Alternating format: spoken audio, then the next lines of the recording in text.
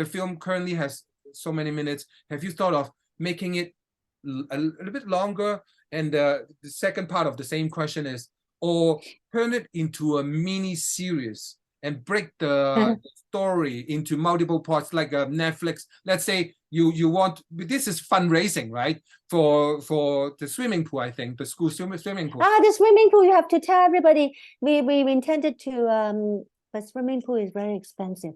And my principal told me not to have that kind of dreams because it's too far-fetched. Wow. And I told him that if you don't have dream, then this film will never come true.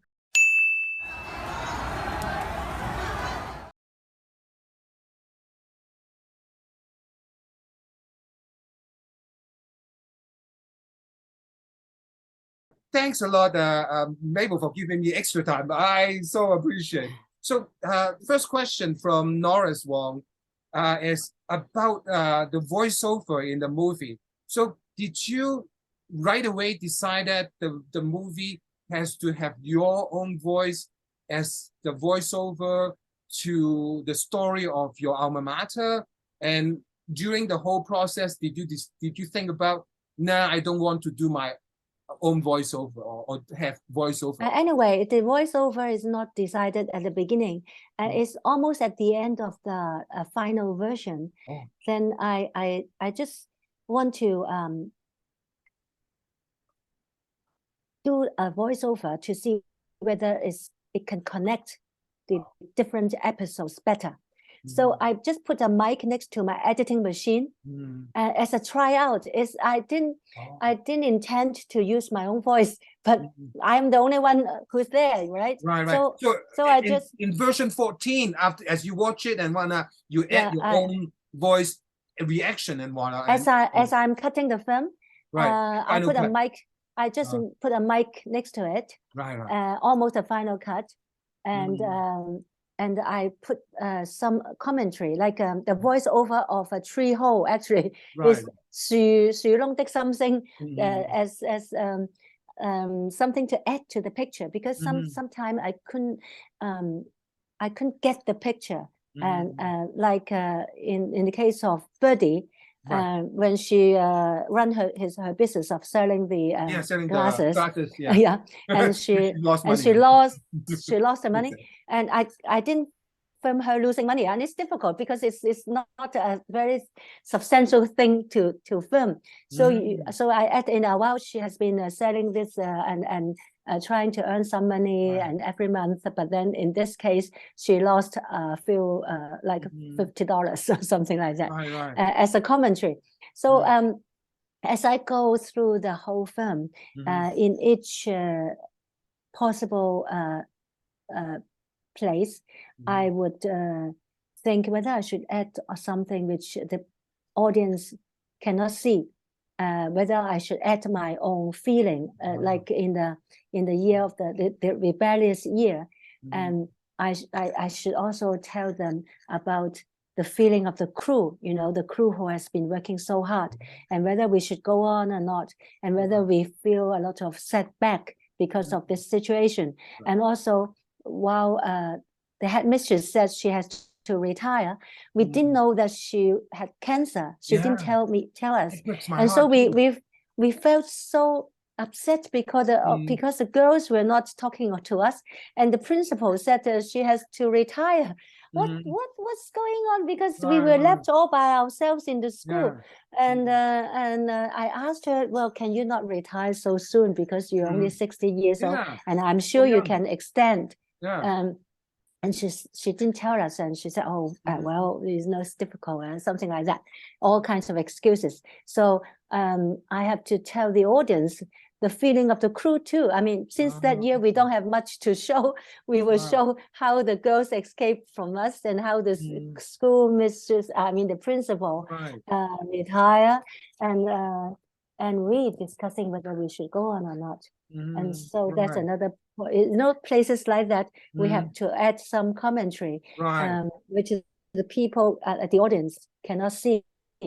And there's no way we can show it. Almost closer to a direct documentary, direct cinema type, no voiceover type thing for many versions, until the end few versions you feel like your own voiceover would connect things better. Is that your thinking process? Yeah, because we somehow there's so much materials, and we maybe somehow we have to think with what to put in and what to take out, and adding voiceover would bridge the gap, and maybe we can tell something very fast without really going into details of that situation, right?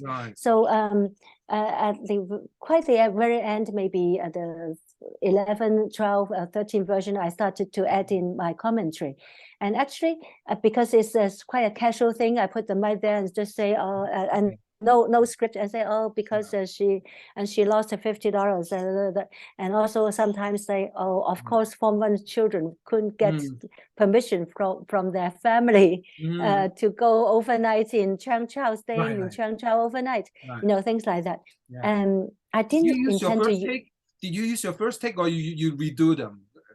Oh, of course, the first take is not supposed to be there. I mean, I didn't intend to use my voice because I thought maybe later on we'll find somebody who can talk better to do the voiceover. Not only talk better, but you yourself could record some of the things, right? You didn't. You just go with the first take, which is more honest and I guess more natural. Sometimes if I cannot go on, I will, of course, record it again. But usually, because I didn't intend this to be the final outcome.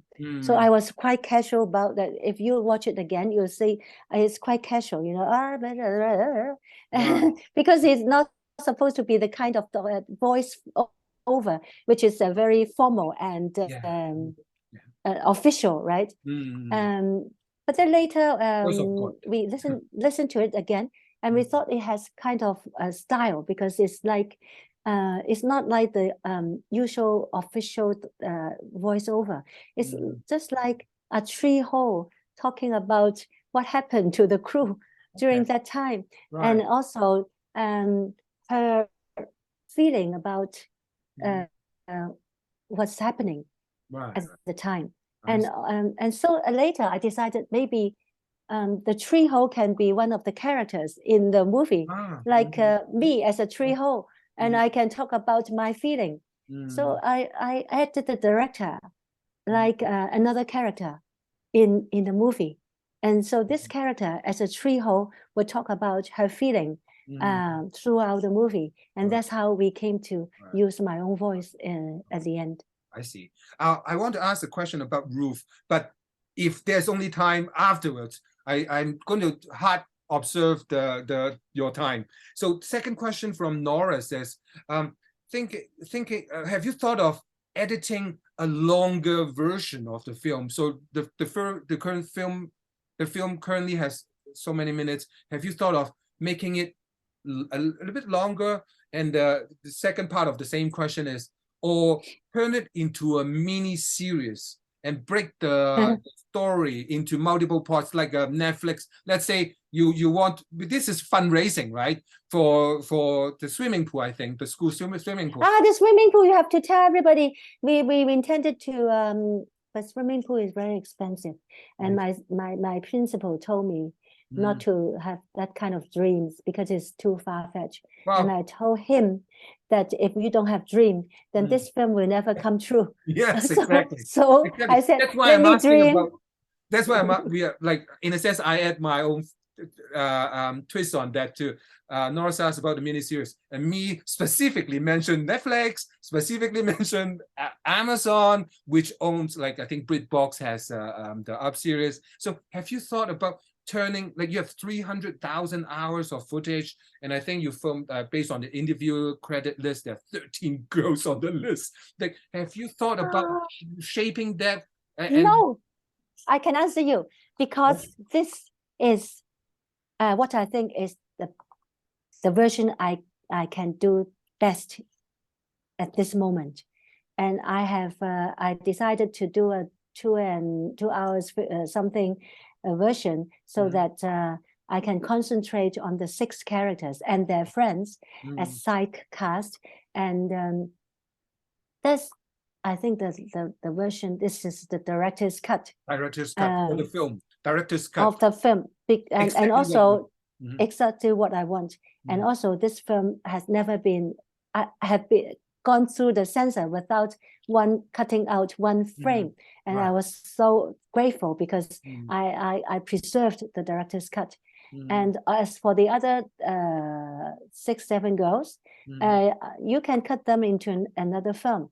Because I think if you want to describe or explore a character in depth, you need to choose something else to do 6 person. I mean, that's the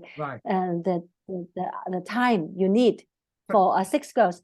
And for the other 7 girls, you can ask somebody else to cut it, because I don't have too many 10 years to spend on this project. Well, not 10 years. So I mean, just the editing part is the filming is done. So another 3 years is going to cost my life, and so also to make into of course you can make it into mini series and concentrating on each girl, but it's not going to be so interesting, because each girl, if you follow, I have followed at the first few version, follow the girls individually, one by one. And it's not going to be that interesting, because you don't see the cross section of that group of people having the same age. Can you turn a mini series into a mix of girls? I don't have the time. Not you. I don't have. You have seen somebody. You ask Norris to do it.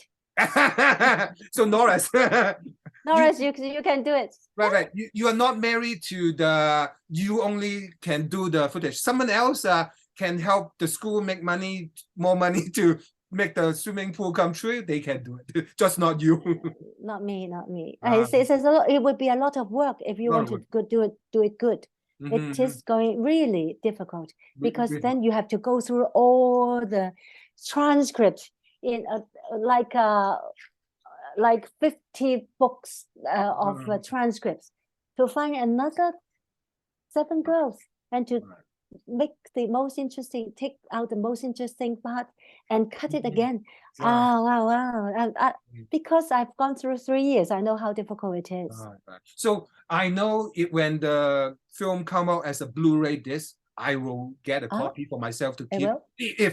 I'm asking if and when it come out. If it never comes out as a Blu-ray, then I'll feel sad and I just can't have my own copy. But some years down the road, whenever if there's a Blu-ray, would there be some bonus like deleted scenes? Any thoughts on those?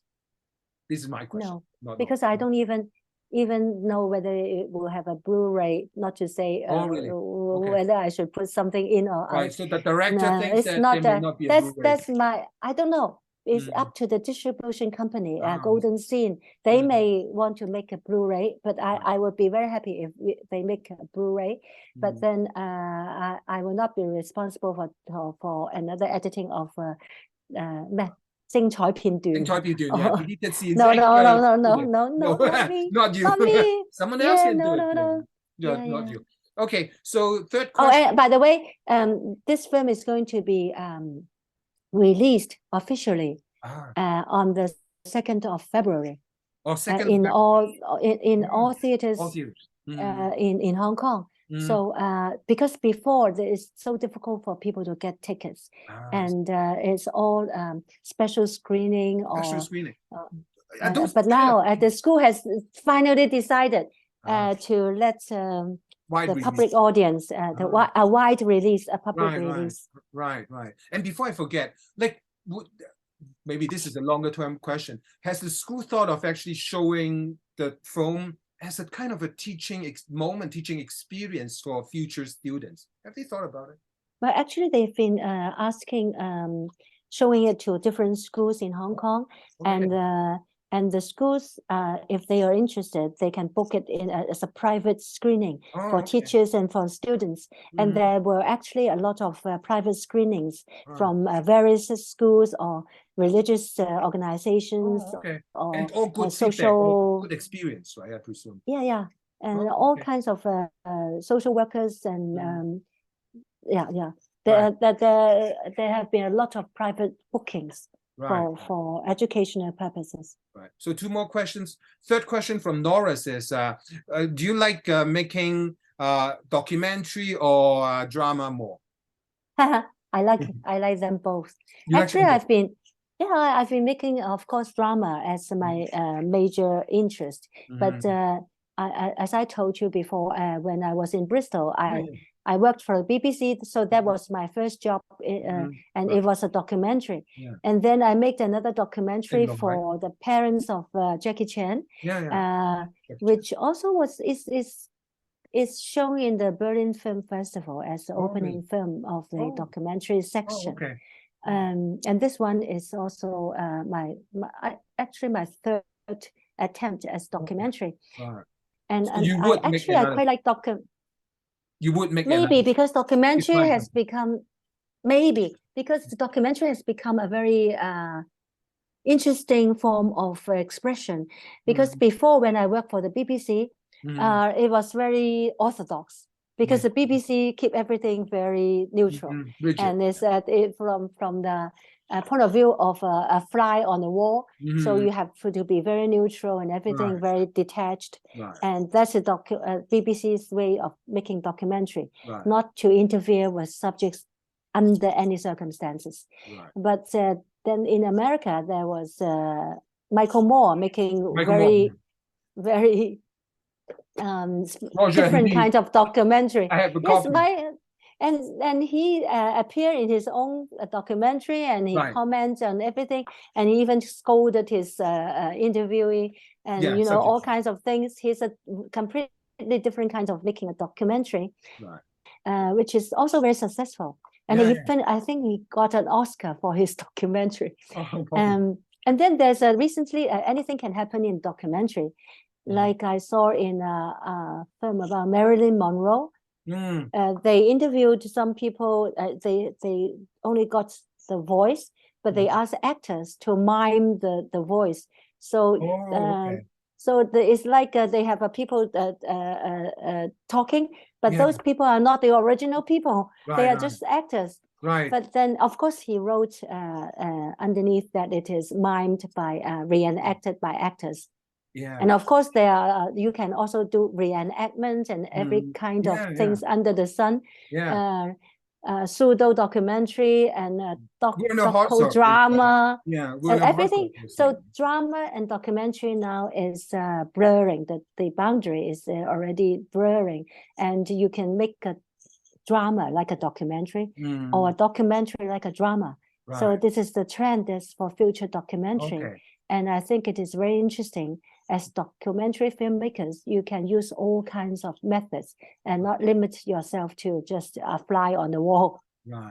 So I have a friend who is a professional photographer in Hong Kong. She shoots commercials and stuff. So after watching your documentary, she got inspired. Like before, she wasn't thinking about making film or anything at all. But after watching your documentary, 給19歲的我, she thought about, maybe it's plausible, because she loved your documentary so much.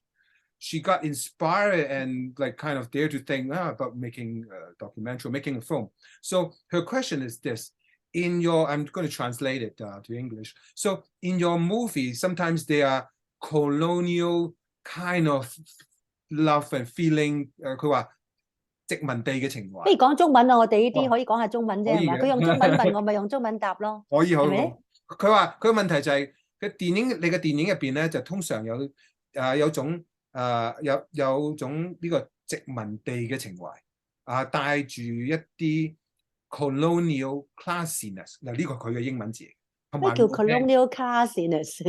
即係好似啲 elite 係咪啲 elite？可能係啦，即係我照字面 colonial classy 啊，即係好 classy 嘅咁，但係即係有少少殖民地，即係好似覺得自己係會 elite 啦 ，elite 當年 Hong Kong U 嗰啲咁嘅 colonial classiness， 咁啊同埋 elite 啦，就係同埋 romance 佢用英文嘅，咁就你點睇而家香港嘅改變啦？